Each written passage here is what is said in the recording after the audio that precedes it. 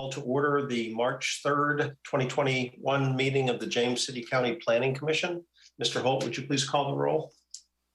Ms. Knoll. Present. Ms. Knoll represents the Stonehouse District. Mr. Rose. Here. Mr. Rose represents the Roberts District. Ms. Leverins. Here. Ms. Leverins is an at-large member and is this year's vice chair. Mr. Polster. Here. Mr. Polster represents the Jamestown District. Mr. Haldeman. Here. Mr. Haldeman represents the Berkeley District. Mr. O'Connor. Here. Mr. O'Connor is an at-large member. Mr. Croft. Here. Mr. Croft represents the Powhatan District and is this year's Planning Commission chair. I'm Paul Holt, Director of Community Development and Planning for the county. And also joining us this evening is Mr. Adam Kinsman, our county attorney. Mr. Chairman, we have a quorum. Thank you, Mr. Holt. And before we proceed with the regular agenda, I just want to say that sadly, a James City County employee passed away last week. And before asking for a moment of silence in her memory, I'd like to ask Mr. Holt to say a few words about Ms. Nan Burcham. Thank you very much, Mr. Chairman. I really appreciate the PC's willingness to consider observing a moment of silence tonight.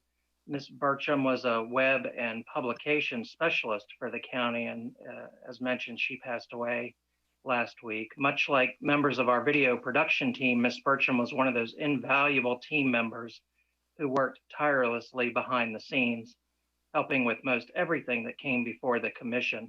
She was truly integral to producing quality documents for the commission and for the citizens of James City County, and certainly our condolences go out to the Burcham family. Thank you, Mr. Holt. And at this point, I would just like to take a moment of silence in her memory.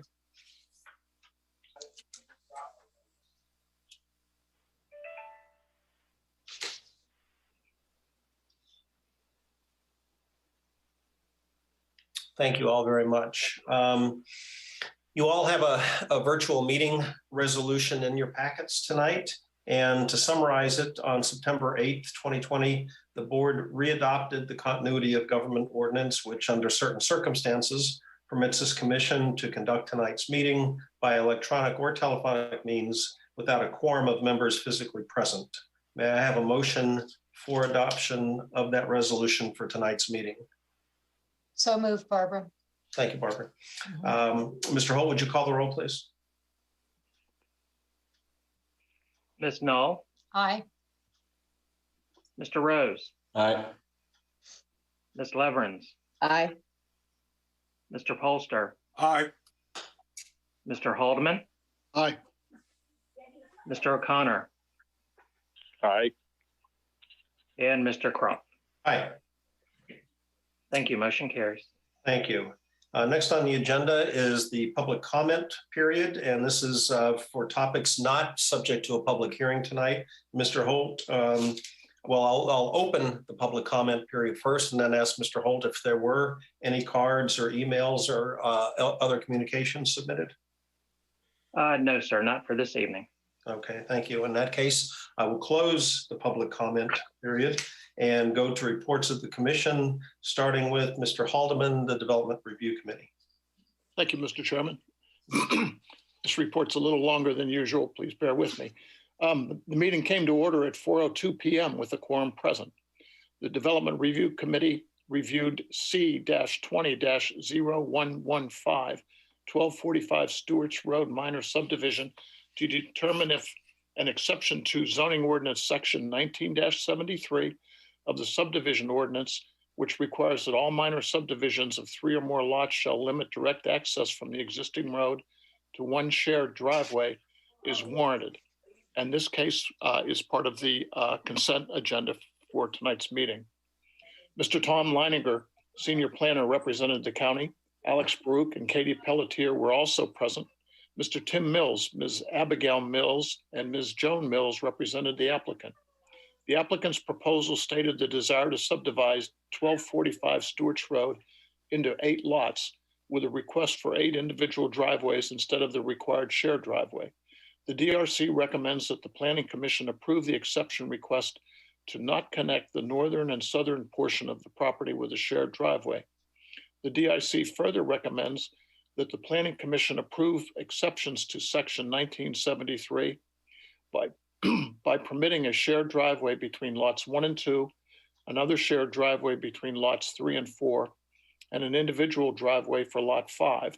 The applicant will combine lots 6, 7, and 8 into one lot serviced by the existing driveway emptying into Stewarts Road. These recommendations are conditioned upon the following. Number 1, lot layout. This exception to Section 19-73 of the subdivision ordinance shall be valid for the subdivision of property located at 1245 Stewarts Road and further identified as James City County Real Estate Tax Map number 03-101-00002. The layout of the property shall be substantially in accordance with the proposed lot layout entitled Boundary Survey of Property Jane B. Farmer, Betty B. Rady, prepared by Canada Land and Marine Surveying and dated January 28, 2020, and revised December 22, 2020, the master plan, with any deviations to be reviewed and approved by the planning director. Number 2, driveway requirements. Each new driveway shall be shown on the master plan. Each new driveway as shown on the master plan shall be built to the following standards. Number 1, all driveways shall have a minimum separation of 300 feet between adjacent driveways. Number 2, all new driveways shall be built to the construction standards listed in Section 24-73B of the subdivision ordinance. And then condition number 3, any request to subdivide the consolidated lot 6, shown as lots 6, 7, and 8, must gain approval from the DRC to determine if all new lots shall utilize the existing driveway off Stewarts Road, which would need to be brought into conformance with condition 2, or if any new driveway shall be permitted. There being no additional business, the meeting was adjourned at 4:51 p.m. Thank you, Mr. Holloman. Any questions for Mr. Holloman, realizing that this item is also on our consent agenda? All right. Mr. Polster, Policy Committee. Chairman, I've got 2 reports for tonight. The Policy Committee met at 4 p.m. on 18 February 2020. The committee, 2021. The committee members present were Rich Kraft, Tim O'Connor, and Frank Polster. Staff members present were Terry Costello, Deputy Zoning Administrator, John Rissinger, Planner, Ellen Cook, Senior Planner, Alex Baruch, Planner, Paxton Corden, Planner, and Paul Holt, Planning Director, along with Tammy Rosario, the Assistant Director for Planning. From the FMS side was Margot Zachman and Cheryl Cochet. And from individuals attending to talk to the Policy Committee that night was Marcella Snipes and Daniel Keebner from the WJCC school system and Betsy Fowler from the Williamsburg Library.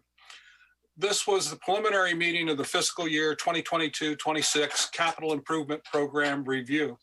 The purpose of this meeting was to allow members of the Policy Committee to discuss CIP applications with planning and financial management staff and provide feedback regarding questions on specific CIP projects with representatives from WJCC and the Williamsburg Library. Project ID H, New James City County Library Branch. Ms. Betsy Fowler presented the history of the project, current conditions of the Williamsburg Library with an emphasis on the library not meeting the Americans with Disability Act standards, and survey results leading to the submission of the project of a new James City County Library branch or a new joint library. The new James City County Library branch at 40,000 square foot would add a third library servicing the city of Williamsburg, York, and James City County. The new joint library would be a 55,000 square foot facility, replacing the existing Williamsburg Library. The cost for both proposed libraries for land acquisition, design, construction, furniture and equipment, and non-operating expenses were unclear after discussions with Ms. Fowler. At the end of the hearing, all presentations, there was a preliminary discussions among Policy Committee members on their preliminary impression of the proposed project. Members were not sure what option was recommended, a third library or a new library replacing the Williamsburg Library. In the question and answer session with Ms. Fowler, she indicated that there were preliminary discussions between Williamsburg City Manager and County Administrator on the issue, but did not know what direction of the discussions. Staff was asked to see if the County Administrator could shed some light on the possible direction of these discussions. Project ID V through Y.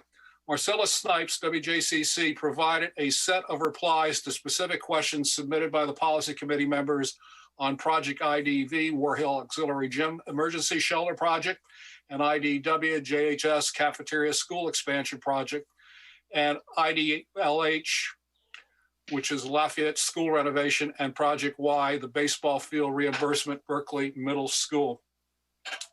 The project on the War Hill Auxiliary Gym Emergency Shelter. The project description adds an auxiliary gymnasium to War Hill High School for additional instructional space and sports activities, and includes an emergency shelter for the community. Mr. Snipes clarified questions on the emergency shelter and the term additional instructional space, which he described as other athletic programs. Project IDW JHS Cafeteria School Expansion. In the capital project request form under project narrative, the current condition situation states that Jamestown is currently over capacity, enrollment is forecast to increase, and the current cafeteria is not adequate. The discussions with Mr. Snipes indicated that the cafeteria feeds up about 1,300 students in 3 or 4 lunch sessions. He indicated that without the new cafeteria expansion, the schedule would go to 5 lunch sessions. Mr. Snipes was asked why a 5 lunch session based on the October 2020 Future Think study showing that the actual enrollment for 2019 and 20 of 1,296 and the study's projected enrollment most likely levels all less than the actual enrollment of 2019 and 20. When asked what causes the 5 lunch sessions, he had no reply at the moment and promised to get back to the committee with additional information. LHS school renovation. In the capital project request from under project narrative, the current condition situation states current space is not viable for the current educational setting. The space is being renovated to accommodate educational programs. Annex facilities will also be connected to the main building to increase safety. When Mr. Snipes was asked to describe the educational programs will be accommodated, the discussion indicated that it added 8 classrooms and the specific instruction of what subjects, math, English, etc., or what grades had not been determined. Mr. Snipe was asked why 8 classrooms based on the October 2020 Future Think study that shows an actual enrollment for 2019 and 20 of 1,112, and the study's projected enrollment most likely levels in the next 10 years showing small increases of enrollment from 10 to 23 students. When asked why 8 additional classrooms, he had no reply at the moment and promised to get back to the committee with additional information. Last one on this report is the baseball field refurbishment, Berkeley Middle School. In the capital project request from project narrative, the current conditions situation states that the backstop is also in poor condition. The project replaces the backstop, regrades and reseeds the field, and corrects safety hazards. Mr. Snipes addressed members, submitted questions on the ball field refurbishment, and specifically his responsibility for maintenance of the ball field. Mr. Snipes indicated that the maintenance of the ball field was not his, but the responsibility of the JCC General Services Department. The next report that I have is the 23 February Policy Committee met at 4 p.m. for the 23 February 2021. The committee members present were Rich Kraft, Tim O'Connor, Rob Rose, and Frank Polster. Staff members present were Terry Costello, John Risinger, Ellen Cook, Alex Baruch, Paxton Codden, and Paul Hope, Director of Community Development, and Tammy Rosario, Assistant Director Community Development. And from the FMS side, once again, Margot Zachman and Cheryl Cochet.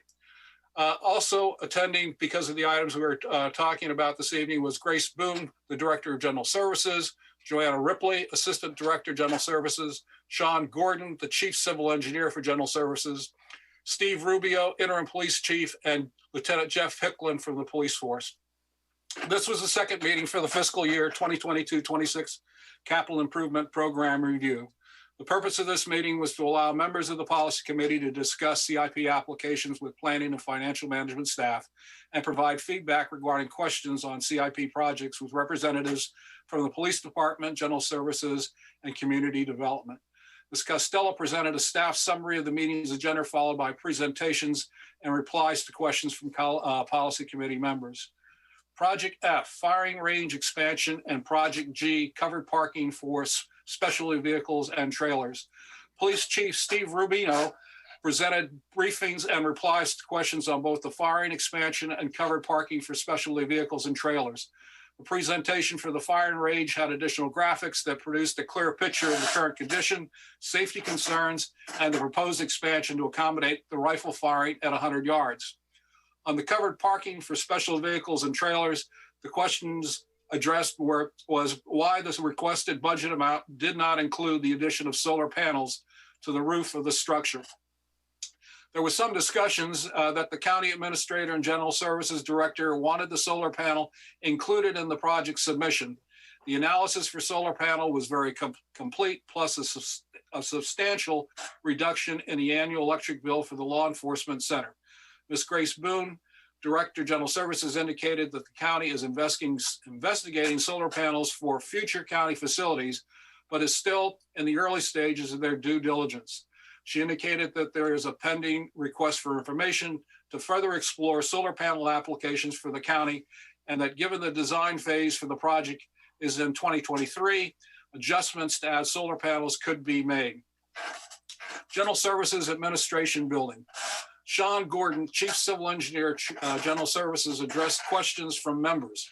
There were discussions about the recently completed facility plan to consolidate county facilities and office spaces into one locality facility, and if the General Services Administration Building was included or separate. In addition to the administration building, there were co-location operational pieces of general services, laydown and storage yards, maintenance facilities, and vehicle parking. Ms. Grace Boone indicated that the design phase for the project was in 2023, and that by then there would likely be a decision on the consolidated county facilities and if the general services projects would be part of it. The question for the reason that a solar application was not proposed for the project was addressed in a similar to the discussion of the solar panels for the covered parking for specialty vehicles and trailers.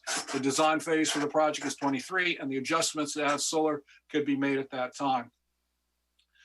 Project A, Transportation Match Planning, and Project B, Open Space Match.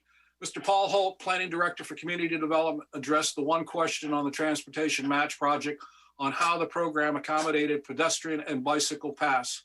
Mr. Holt described how the SMART program worked with funding from the county and VDOT. He described how the pedestrian and bicycle paths were part of the VDOT design process and cited several ongoing planned projects and their accommodation of pedestrian and bicycle paths.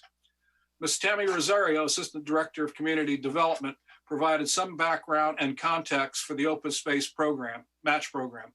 The program would provide the resources for open space projects applications for matching funds, provide an outreach capability for the Open Space Program, and take advantage of short-term open space opportunities. The program would function similarly to the Transportation Match in that it would annually bank $1.5 million till the account could pay as you go with matching funds for a project. The Policy Committee adjourned to its 2 March 2020 Policy Committee meeting, where we will finalize the CIP project ranking priorities for recommendations to the Planning Commissions, which we did last night. Mr. Chairman, those are my 2 reports. Are there any questions? Thank you, Mr. Polster. Any questions on the policy reports? All right. Thank you again, Frank. Looking at the consent agenda items are deemed to be non-controversial. However, a planning commissioner can pull any item for further discussions. There's 2 items on the consent agenda this evening.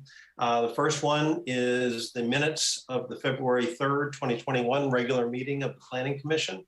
And the second one is the Development Review Committee action item C-20-0115, 1245 Stewarts Road minor subdivision, which you heard the report on.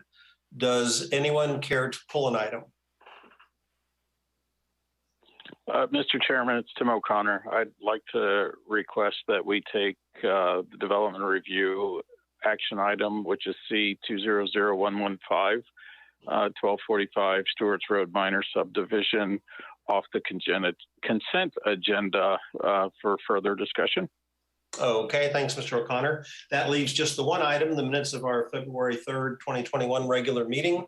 May I have a motion for approval of just the minutes? Move to approve, Haldeman. Thank you, Jack. All those in favor, please say aye. Aye. Aye. Opposed? Aye. Okay, thank you. Unanimous. All right, Mr. O'Connor, you have the floor. Thanks, everybody. I appreciate the indulgence. I was just curious. I had reviewed this staff report and then subsequently the minutes, and Mr. Haldeman and Mr. Polster offered me some thoughts. So I know Mr. Leiniger's here this evening, and I just had a couple of questions for him and or staff, if we could. One, just to clarify, just looking at this, lots 1 through 4 and lots 5 through 8 are not connected. Is that correct? That's correct. There is a parcel in between there. It's in yellow. It's kind of hard to see. Lots 1 through 4 are completely disconnected from lots 5 through 8. Right. So in essence, we are being asked to grant 2 exceptions versus 1, understanding that the lower section, lots 5 through 8, are a different piece, but now, and we'll have to come back at a future date and time. But in essence, the request was for 2 exceptions. And then my other question is, reading the staff report, under item E, the hardship or injustice created by unusual character of the property, personal, financial, or self-inflicted hardship or injustice should not be considered proper justification for an exception.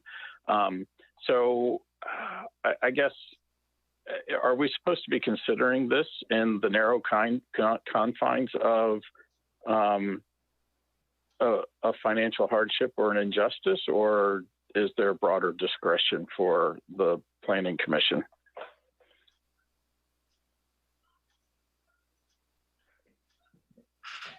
I'll look to Mr. Holt on this one. Yeah.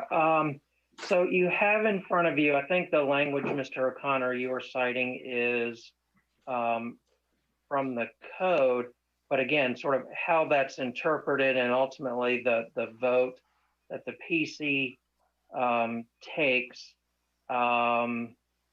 needs to be generally consistent with that language. But I think the intent there is to give the DRC some flexibility, which is why it's on an appeals basis versus something that staff strictly enforces as part of the administrative process. Thanks, I appreciate it. So I just, Mr. Chairman, if I can just say, I was a little surprised to see that this was approved at the DRC, only because we've spent the better part of the past year having discussions and understanding through this comp plan review that one, our citizens are replying that they want to see less development in the rural lands, being those lands that are outside the PSA, and that we also are,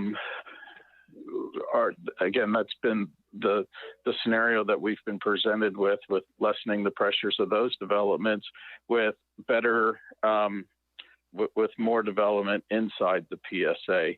So understanding that we have in the staff analysis, in that staff report, we have more stringent standards for rural land development standards that are included in our current comp plan and most likely will be included in our future comp plan, and that our Board of Supervisors has put a moratorium in place on future rezonings.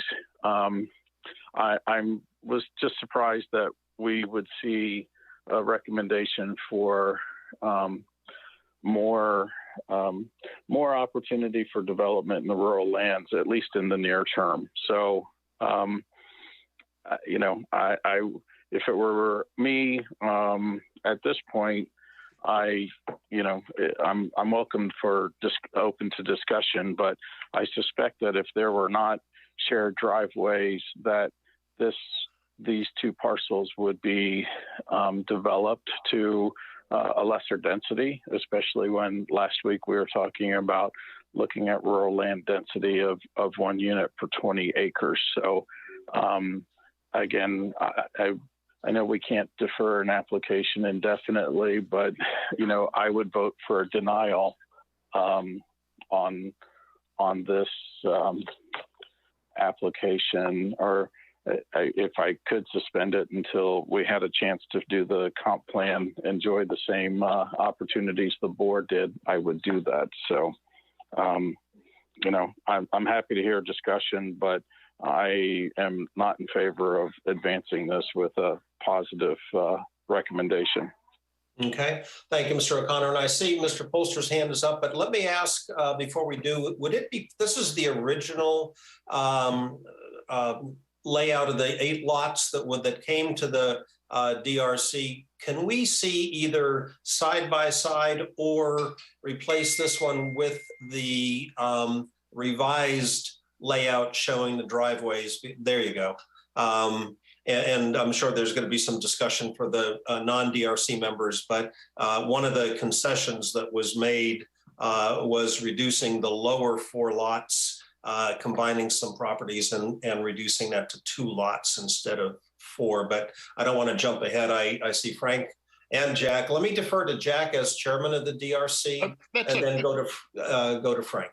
Well, Frank was first, but I don't mind going. I don't mind going first either. I think Tim makes some excellent points.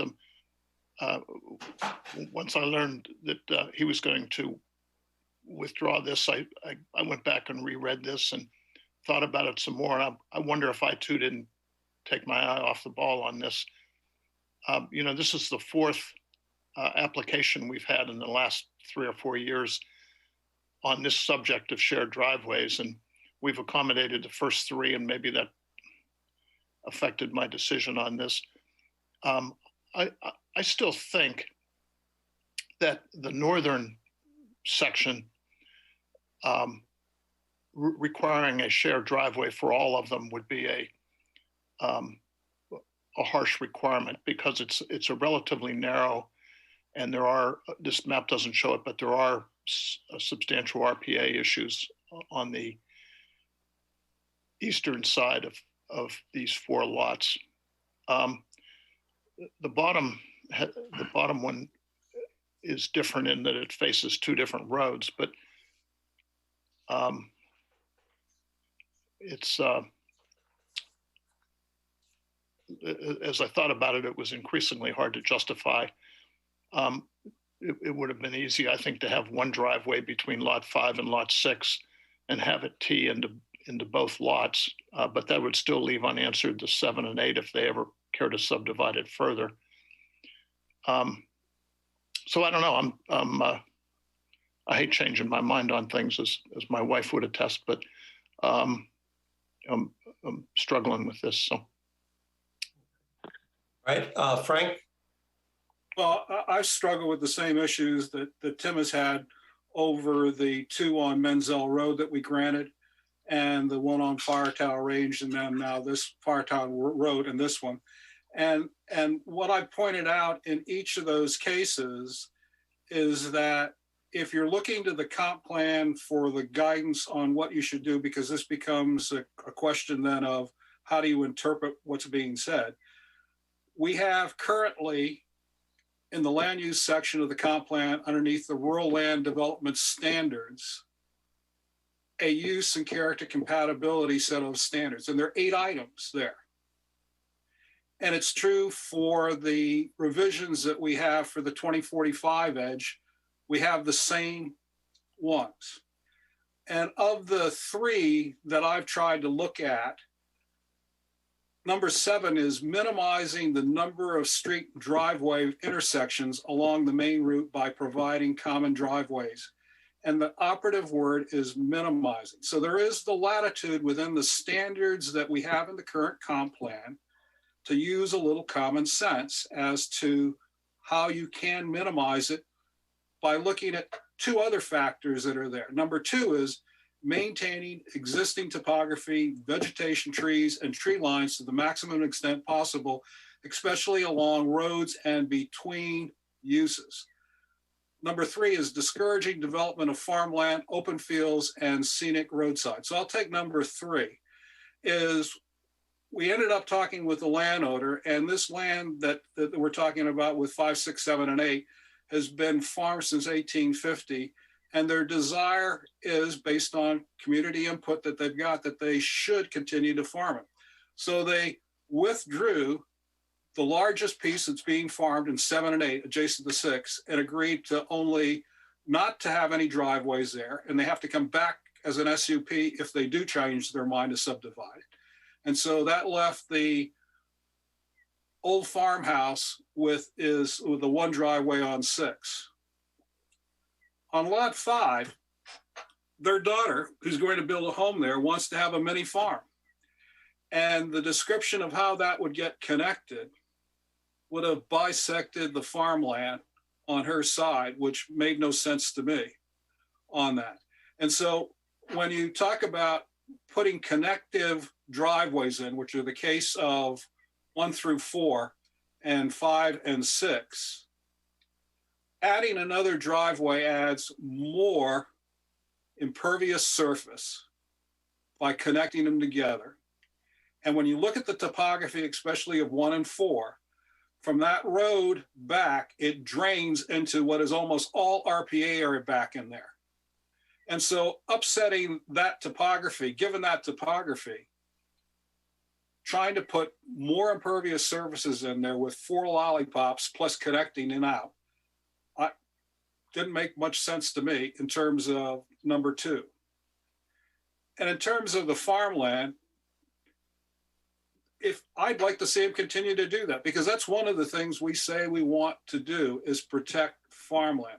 So as I explained to Tim, there are competing priorities. I mean, it's not only preserving the rural, but it's also the farm, and it's also talking about the care of the land. And so unless somebody can come up with better language than what we have in the current land use section of how and what we want to accommodate, then we have every right to look at the type of common sense approaches of minimizing the number of driveways to meet the topography and the farming interests for that. And that's all I've got. Thank you. Thank you, Mr. Polster. And just since I was part of that discussion with the group, I just wanted to chime in and also pose a question at the end. But I felt similarly for the northern lots 1 through 4, that if you were to literally provide a shared driveway for all of them, you'd have to construct a shared driveway that was parallel to Stewarts Road. And I also was concerned about the amount of clearing that would take place, the impervious cover that would be laid down, and the impact on just the rainwater absorption into the and the flow onto the properties, you know, the potential for heavy rains doing some damage on the properties. And so for me, I thought that putting a shared driveway between lots 1 and 2 and a shared driveway between 3 and 4 was an excellent compromise, if you will, that was also consistent with the ordinance and with the latitude of the Development Review Committee in reviewing that case. Now, for the lower 4 lots, as has been pointed out, the property owner agreed to combine 3 of those lots, 6, 7, and 8. And this is where my question comes in.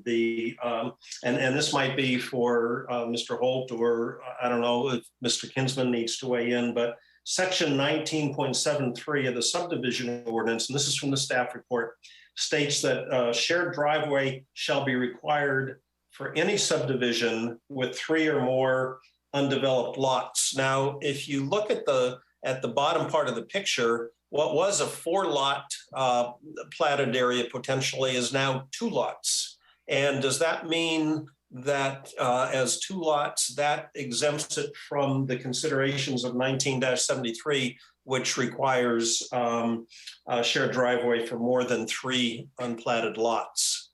And just to play devil's advocate, because the upper lots are separated from the lower lots by another property owner, could the landowner say, all right, I'm gonna, instead of this being 1 subdivision, it'll be 2. Lots 1 through 4 are happy acres and lots 5 and 6 are sad acres, and each one's a separate LLC. Does that give the extra latitude that makes it not fall under that section of 19-73? Mr. Chairman, this is Paul here. We'll take that one here on the planning side. Short answer is no, because it's a subdivision of all one piece of property. Tom, can you expand on that for us a little bit? Yeah.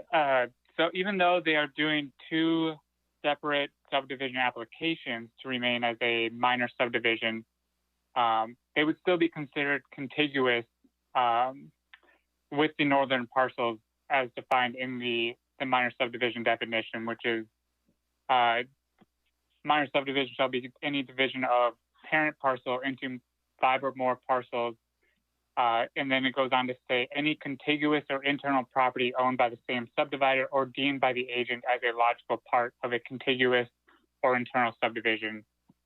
So even though it's 2 separate applications, it'd still be considered 1 single contiguous subdivision of a parent parcel.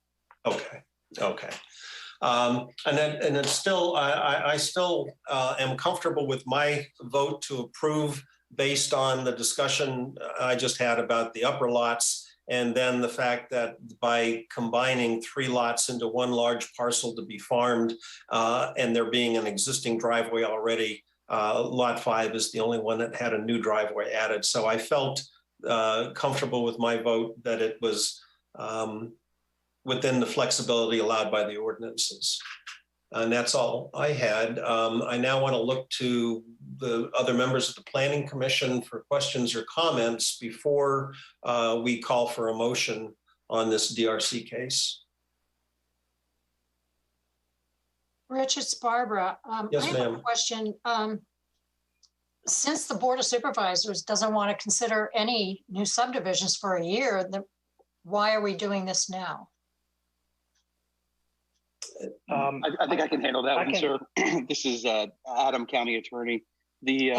What the board resolution said is they didn't want to consider any new residential rezonings that increased the number of lots allowed by right for 1 year until the Planning Commission and board had approved the comprehensive plan. So it wasn't subdivision, it was rezonings increasing density. Okay, thank you. Okay, good. Thank you, Mr. Kinsman. And just to be, this is Paul, just to kind of be clear on the process for the 7 of you all, because these are few and far between and infrequent, the request was for an exception to the subdivision ordinance. Those are go through the DRC and the Planning Commission. You all will have the final vote tonight. This item will not progress on to the board for their consideration. This is an item that stops after the PC vote. So you all will have that final say tonight. Okay, thanks, Mr. Holt. Anybody else? Yes, this is Julie. Yes. So just to clarify, are all of these lots developable by right? That is correct. Currently, it's 1 single parcel. Should they be subdivided as shown, they do have the ability to have a single family home on each of those individual lots. Okay, so what we're really looking at is the whole idea of minimizing the number of road cuts. Correct. Driveways. And waiving the requirement to have a driveway that connects the 2 parcels. Correct. Okay, thank you. Mm-hmm. Anybody else? It's Tim. I just wanted to say that I appreciate having the discussion.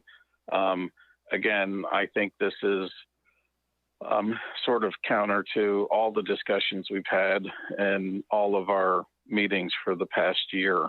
And ultimately, I don't think it falls to us as the planning commission to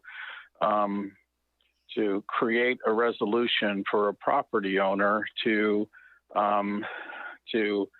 best take advantage of property. So, meaning, I don't know that it necessarily falls in our lane to consider leach fields, topography, RPA, all those pieces as part of the developmental standards. I think that, it's incumbent on the applicant to provide that to us and not us try to achieve a solution for the applicant.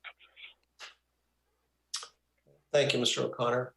The only concern, one of the concerns I have is that, yes, as has been pointed out, the current engaged 2045 comprehensive plan is a lot more aggressive in advocating for moving residential growth further into the PSA by doing things like increasing PSA density and so on and so forth. But my discomfort is the fact that we're still going through the mechanisms of, revising the comprehensive plan to replace the 2035 version. And I hesitate to say, well, because we're talking about this, it's not an approved new comp plan. It's just an area of emphasis that is coming out in the discussions. I'm concerned about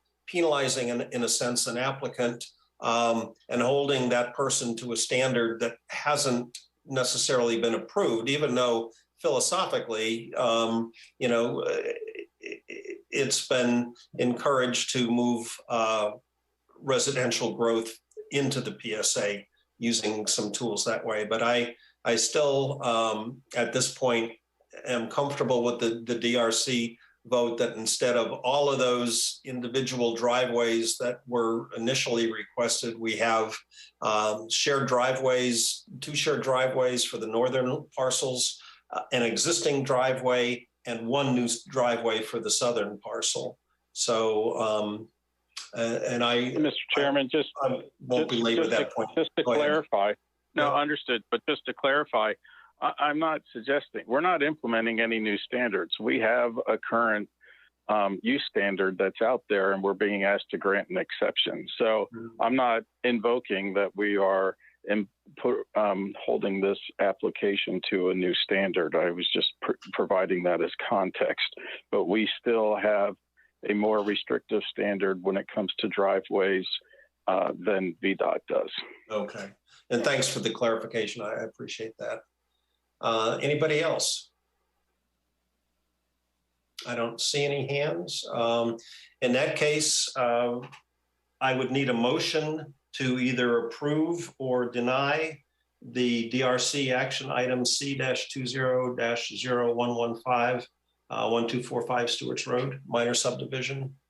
Mr. Chairman, yes, I move that the Planning Commission approve the 2 waivers and the stipulation for C-20-0115, 1245 Stewart Road, minor subdivision. Okay, thank you, Mr. Polster. We do have a motion, Mr. Holt. With the 3 conditions? Yep. Yes, with the stipulations. And lots 5, 6, 7, 8. And to clarify the motion to Mr. Haldeman's point, would that be incorporating the DRC's recommended conditions, which are contained in tonight's agenda on our cover sheet for this action item? It does. Okay. All right. Thank you, sir. Mr. Holt, would you call the roll? Ms. Knoll. Aye. Mr. Rose. Aye. Ms. Leverins. No. Mr. Polster. Aye. Mr. Haldeman. No. Mr. O'Connor, No. and Mr. Crop. Aye. Thank you. Motion carries. Okay, thank you all. It was a good discussion. We now move into our public hearings for this evening. And the first one is Z-20-0006, 8189 and 8193 Richmond Road rezoning, excuse me. Ms. Costello, welcome. Thank you, Mr. Chairman and members of the commission. Mr. Rob Lang has applied for a rezoning for two properties located at 8189 and 8193 Richmond Road. The properties total approximately 2.44 acres and are located just north of Toano Business Center and across the road from Hankins Industrial Park. Previously, these properties were rezoned from B1 General Business to B1 General Business with Proffers. The current development, known as Toano Business Center, was also part of this rezoning. That proposal was approved by the Board of Supervisors in 1997. This proposal is to rezone both B1 properties to M1 Limited Business Industrial with Proffers. Both properties are designated general industry on the 2035 Comprehensive Plan and Land Use Map and are located within the primary service area. The use proposed with this rezoning is for the construction of a two-story, approximately 10,000 square foot building for a company that assembles metal parts to fabricate fuel injectors for high-performance engines, such as those found on race cars. This use is not permitted within the B1 zoning district, but it is a permitted use within the M1 zoning district. According to the applicant, the company currently has 4 full-time employees, which includes the owners, and 1 part-time employee. With the proposed proffers, staff finds the proposed use is not expected to have any impacts on adjoining properties or the surrounding area with regards to outdoor dust, odor, or noise. The entire operation will be conducted entirely indoors. During a site visit to their existing operation, staff did not notice any evidence of outdoor dust, odors, or noise while the business was in operation. As part of the rezoning to the M1 zoning district, the applicant proposes to limit the other by right uses that could be on site in the future. Letters were sent to all the adjacent property owners, which included all the condominium units in the Toano Business Center. Staff received 1 inquiry as to the type of business that was proposed. Staff finds this proposal to be compatible with surrounding development and consistent with the 2035 Comprehensive Plan and Zoning Ordinance. Staff recommends that the Planning Commission recommend approval of this application to the Board of Supervisors, subject to the proposed proffers. I will be happy to answer any questions that you may have at this time, and the applicant is also available. Thank you. Thank you, Ms. Costello. Any questions for staff? Yes, Mr. Haldeman. Hi, thank you. The front elevation that was shown in the material, which way does that face Industrial Boulevard or does it face Richmond Road? That faces Richmond Road. Okay, faces Richmond Road. Okay, so the parking's in front? The parking looks like it's on the side. Oh, okay. Can I clarify? Oh, I'm sorry, it is in the front along Richmond Road. Yeah, I think the applicant would like to clarify that.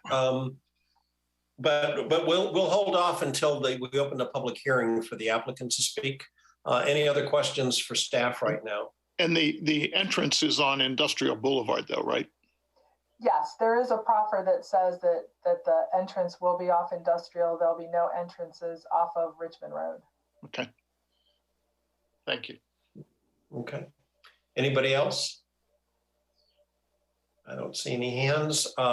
Disclosures as far as conversations with the applicant or the applicant's representative. I have nothing to disclose. Anybody else? All right. In that case, we will open the public hearing, and Mr. Lang is the applicant. Is that correct?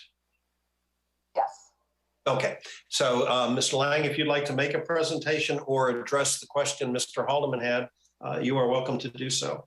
Thank you, sir. I appreciate your time.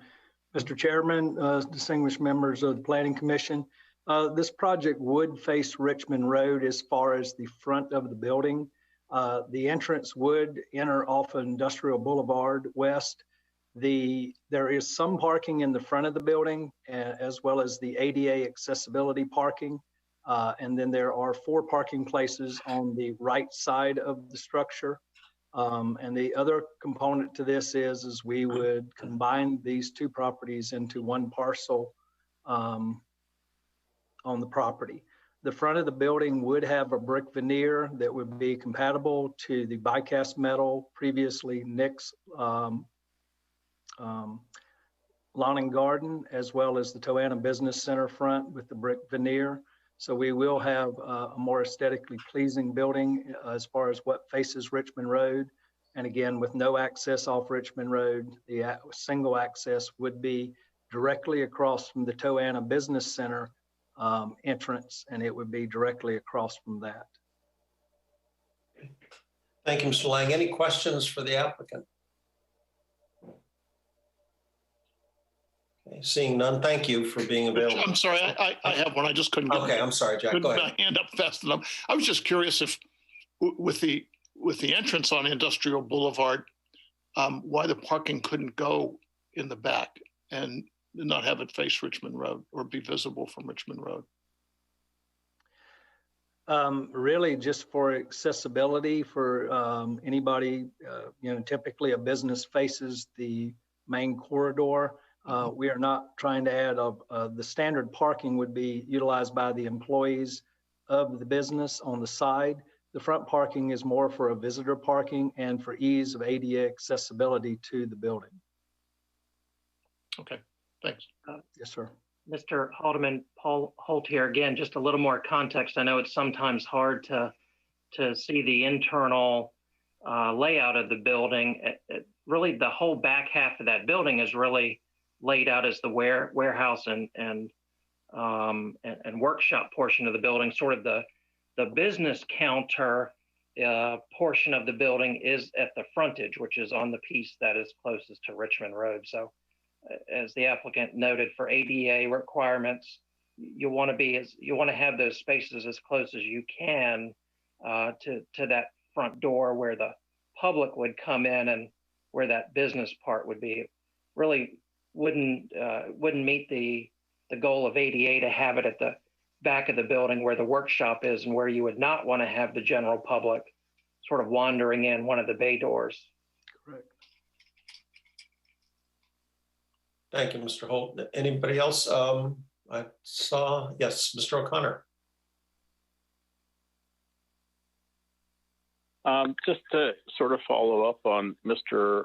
Haldeman's question and his point, I think what we have seen, at least through Norge and some of the other places, I think about CVS a little bit and a few of our newer places. They've put the entrance sort of catty corner so the parking could go on the side of the building and not up on the frontage of Richmond Road. So, I'm not sure how that would affect the layout of the building if that entrance was put on the corner versus in the parking then put on the side, but just something that we have seen used successfully through some of our other community character corridors. Thank you, Mr. O'Connor. And also to clarify, since Richmond Road is a community character corridor, there will be some enhanced buffering along that frontage as well, I'm sure. Yes, there will be. Okay. All right. Anybody else? All right. Thank you, Mr. Lang. Mr. Holt, did we have any comments submitted from the general public? No, sir. No other comments submitted and no other speakers that I'm aware of. We may want to double check before we close the public hearing. Okay. Any other comments on this case from the public? All right. Seeing and hearing none, I will close the public hearing and look to the commission for discussion or a motion on this case. Mr. Chairman, I move we approve Z-20-0006, 8189 and 8193 Richmond Road rezoning. Thank you, Mr. Haldeman. And that includes acceptance of the voluntary proffers. It does. Thank you. Mr. Holt, would you call the roll, please? Ms. Knoll, Aye. Mr. Rose, Aye. Mr. Polster, Aye. Mr. Haldeman, Aye. Mr. O'Connor, Aye. Ms. Leverins, Aye. and Mr. Crop. Aye. Thank you. Motion carries. Thank you. The next case is Z-21-00001, 3737 and 3741 Strawberry Plains Road Proffer Amendment. Good evening, Mr. Wysong. Good evening. Thank you, Mr. Chairman, and good evening to the Commission. Mr. Vernon Getty has applied on behalf of the John Greer Construction Company Incorporated to amend the existing proffers for these two parcels to permit the following uses: accessory uses, antique shops, barber and beauty shops, dry cleaners and laundries, gift and souvenir stores, janitorial service establishments, pet stores and pet supply sales, photography, artist and sculptor store and studios, printing, mailing, lithographing, engraving, photocopying, blueprinting, and publishing establishments, and security service offices. The intended use of the property is a dry cleaner and laundry facility. This property is zoned for limited business with proffers, is inside the primary service area, and is designated moderate density residential within the adopted comprehensive plan. Staff reviewed the comprehensive plan and the potential impacts of this proposal on surrounding development to determine the suitability of this proposal. This proposed use aligns with the limited scale commercial development recommended for the moderate density residential land use designation. And regarding impacts, this proposal is not projected to generate significant traffic impacts on Strawberry Plains Road, nor is lighting or noise a concern. Furthermore, the applicant has provided two additional proffers as part of this proposal to mitigate impacts. The first proffer will limit the ingress and egress of the property to be capped at the one current location on site, which will facilitate access management on Strawberry Plains Road. The other proffer prohibits outdoor storage throughout the properties, which will ensure community character is not negatively impacted in that manner. Regarding public comment, staff has received one email from the public expressing support for this application. This email was forwarded to you all earlier this afternoon. Overall, staff finds the proposal to be compatible with surrounding development and consistent with both the zoning ordinance and the 2035 comprehensive plan. Staff recommends that the Planning Commission recommend approval of this proposed proffer amendment to the Board of Supervisors, subject to the proposed proffers. And of course, I'm happy to answer any questions that you may have, and I do believe that the applicant is here with us tonight, and I think they've prepared their own presentation. Thank you. Thanks, Mr. Wysong. Any questions for staff? Seeing none, I'll ask for disclosures, and I'll start by saying I spoke briefly with Mr. Getty on the phone this afternoon. Anybody else have any disclosures? Mr. Chairman, this is Frank. I also had a short discussion with Mr. Getty. Okay, thank you. Anybody else? All right, in that case, I will open the public hearing and turn to the applicant, Mr. Getty, for his presentation. And welcome, Mr. Getty. Good evening. Thank you, Mr. Chairman, members of the commission. I'm Vernon Getty, and it is my pleasure to be here tonight, actually representing Swan Cleaners. Swan is the contract purchaser of this property from John Greer Construction contingent upon the approval of this Proffer amendment. And if you could move to the next slide. You all are probably familiar with this site, but you can see the Strawberry Plains Center commercial development toward the bottom of the screen and sort of wraps behind it between this site and Route 199 and the Midlands, and then that's Nelson Funeral Home at the top of the picture. Next slide, please. Brief word about the property. The building on the property was built in 1950. It was Joe Terrell's office. John Greer Construction was his construction company, and it served as their office and as a cabinet shop for many years. Really, the last successful, viable tenant was in the building about 5 years ago, and it's basically been vacant for 3 years. Next. Just a couple pictures of the building. If anybody's not familiar with it, this is looking at it from the entrance. Next one is from other way. Yeah, that's looking at it from the Nelson Funeral Home corner with Strawberry Plains Road. You can see the back building of the Strawberry Plains Center behind it. And last picture. Should be one more. Yep, that's looking at the Strawberry Plains Center side back, and that's Nelson Funeral Home you see on the right-hand side of the screen. Next, please.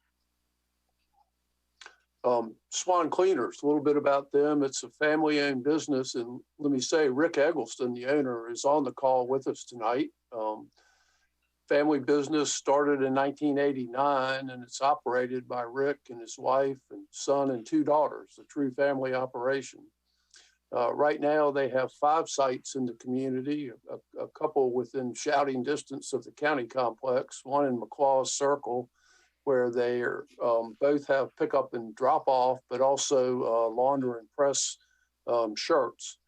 They have one in Quarter Path Crossing right across 199 from the county complex, one in Five Forks, one in Norge, and a plant on Tuning Road where all the other dry cleaning is done.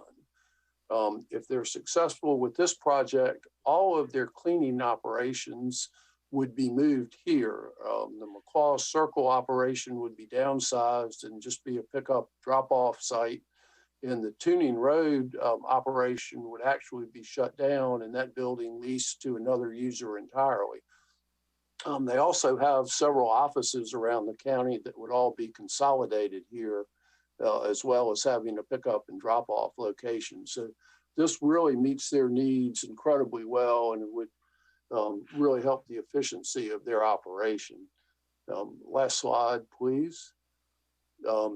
We, of course, agree with the staff report. The uses that are being added are permitted by right in the LP zone, but were prohibited by the earlier proffer. It will certainly improve and put this vacant building back to a productive and attractive use and help a local family business. So we would ask you to recommend approval to the Board of Supervisors, and of course, would be happy to answer any questions. Thank you, Mr. Getty. Any questions for Mr. Getty? Well, looks like you're getting off easy tonight, Mr. Getty. I don't see any hands. Appreciate it. Okay, thank you. And thank you to Mr. Eggleston for making yourselves available this evening. Mr. Holt, did we have any speaker cards other than that one email Mr. Weisson shared with us earlier? No, sir, not this evening. Okay. In that case, I'll close the public hearing and turn to the Planning Commission for discussion or a motion.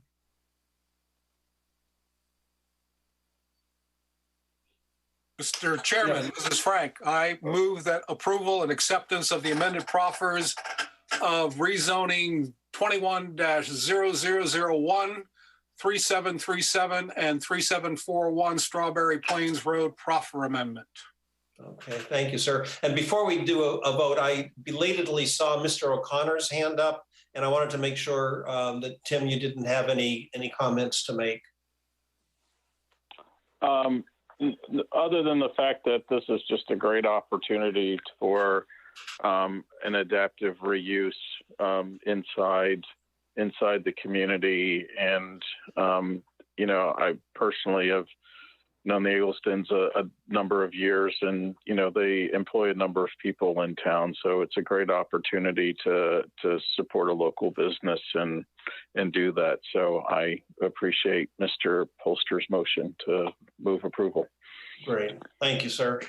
Anybody else? All right, in that case, Mr. Holt, would you call the roll? Ms. Knoll.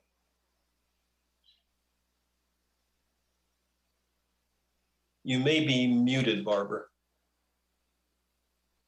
Sorry, somebody muted me. Aye. The dog did it. The dog did it. Mr. Rose. Aye. Mr. Polster. Aye. Mr. Haldeman. Aye. Mr. O'Connor. Aye. Ms. Leverins. Aye. And Mr. Crop. Aye. Thank you. Motion carries. Thank you. Next on the agenda is Planning Commission considerations. And the one item we have is the Planning Commission and Board of Zoning Appeals 2020 annual report. And we will be making ultimately having a motion to accept the report, but I wanted to provide an opportunity for the planning commissioners to make any comments or ask any questions of staff. Mr. Chairman, I'll just kick it off by saying, gosh, it's hard to believe between this one and I'm going to bring up the calendar, annual meeting calendar next as part of the planning director's report. Gosh, for a minute there, I know a lot of people didn't think we were ever going to make it out of calendar year 2020, but here we are, having wrapped up another year of just a tremendous amount of work by the Planning Commission, especially here in a comprehensive plan update year. Normally the schedule's full enough with our public hearings, DRC and policy and CIP items. And then on top of that, we hoist a comp plan review on top of you all and create a PC working group as well. But gosh, yeah, it's been a full year, and it's always impressive to me, even looking back over the last year when a lot of folks were staying home and, so much of the world seemed to slow down to a crawl, just how much work gets done at the Planning Commission to continue the development process in the county and process those applications. And it's just so always interesting and eye-opening to look back when you see that year's worth of accomplishments and hard work encapsulated in one report and just the few pages that we do. Mr. Chairman, members of the commission, don't really have a presentation for you tonight on this item this evening. Really kind of follows the format that we've done over the last couple of years. Really, that helps to sort of facilitate to kind of see how things change from year to year. I know we've got a lot of staff here internally who put in a lot of hard work to kind of pull all this information and all these statistics together and compile all of this. But again, ultimately, thanks to all seven of you for the work that you did on the Planning Commission, PC Working Group, Policy Committee, and DRC last year. And yeah, with that, be happy to take any questions or try to answer any questions you have. Thank you, Mr. Holt. And I also want to echo the appreciation to you, Tammy, Ellen, and the entire community development staff. The Planning Commission, we get to see the sanitized version and ask some questions that you all have to track down the answers to. And so the public probably has no idea how many moving parts there are to so much of what's produced by your office and what ultimately gets heard by the Planning Commission and the associated committees. It is no small effort, and speaking for the Planning Commission, we very much appreciate the professionalism and the dedication that you all bring to the job. Mr. Polster. I just wanted to echo your comments and to say that James City County has been open for business and full tilt, as this report indicates. And Rich is absolutely correct about the staff, about what a remarkable job. I mean, the way they've juggled everything from week to week with the business that they're do on a regular basis, the whole permalink business where people from the community can continue to do business and talk with you, and then fielding questions for the land use piece and doing all the comp plan. It really is kind of an amazing thing to look back that underneath the circumstances that we've been with underneath this COVID thing, that everybody has maintained their morale and moved forward. It really is something to be complimented about, Paul. It really is. Mm-hmm. Yeah. Very well said, Frank. Thank you. Anybody else? In that case, I am looking for a motion to accept the Planning Commission and Board of Zoning Appeals 2020 annual report. This is Julie, so move. Thank you so much. And Mr. Holt, do we need a roll call or a voice on this one? Voice vote would be just fine. Thank you, Mr. Chairman. Okay. All those in favor, please say aye. Aye. Aye. Aye. Opposed? All right. Now we move into the Planning Director's report for March 2021. Mr. Holt. Thank you very much again, Mr. Chairman. So the only thing I really want to bring your attention to, again, sort of given that, gosh, here we are 12 months since we've last talked about the calendar and the structure for the new year. You know, gosh, we're 2 weeks now, 2 weeks in advance of your annual organizational meeting. As part of your organizational meeting, I'm going to be asking you all to formally adopt your calendar for the rest of 21, and then, you know, of course, January and February and March for 22. You see the draft calendar there in your agenda packets. The 21, 22, starting with April and going through March of 22 is that top block of dates. The bottom block, for those of you all who are really great at marking up your calendars well into the future and planning, that would be for 22 and 23. What I'll get you to vote on in 2 more weeks would be just the top block. We only adopt a year. The bottom one is just for planning purposes and won't be adopted. Mr. Chairman, I guess we're, pending direction from the commission, we have slotted in continuing the Planning Commission meetings the first Wednesdays of the month, starting at 6 p.m. Policy Committee and DRC schedules likewise remain unchanged. And you'll see there on the far away, we have a dwindling number of PC working group meetings remaining. There shouldn't, to the best of my knowledge right now, there won't be any more past June 7th. No. Again, we've done our best to look forward in the calendar, making sure we avoid any and all holidays. Please take a look at this. If you have, either for this upcoming year or for the next, if anybody has any particular concerns, if you see anything that just doesn't quite look right to you, please reach out to me. We're happy to adjust this. But this is the plan, and really is there for your preview before adoption on March 15th. Other than that, I don't have anything additional for the other items in the Planning Director's report, but if you have any questions, likewise, I'd be happy to answer them. Okay, thank you, Mr. Holt. Mr. Polster, I see your hand is up. Is that from the last cycle, or do you have a question for? I'm sorry, I do not. Okay, all right. Thank you. I don't see anybody. So thank you very much, Mr. Holt. We now move to Planning Commission discussions and requests. Just want to emphasize, because there was some email traffic this afternoon, Board of Supervisor coverage for February is Dr. Rose. And are there any considerations or requests from the other Planning Commission members?